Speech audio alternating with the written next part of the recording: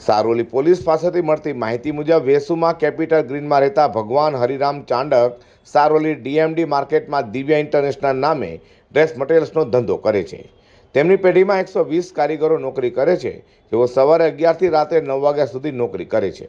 તેમને ત્યાં કામ કરતા કારીગરોનું કામ કાપડ ફોલ્ડિંગ કરીને મૂકવાનું હોય છે.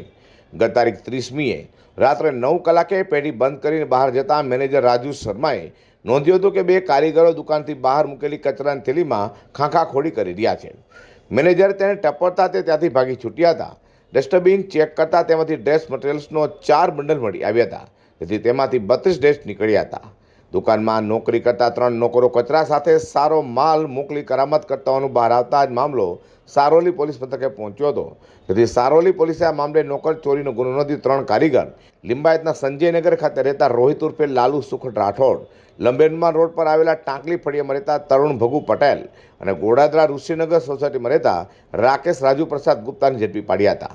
તેણે વિરુદ્ધ કાયદેસરની કાર્યવાહી ધરી છે.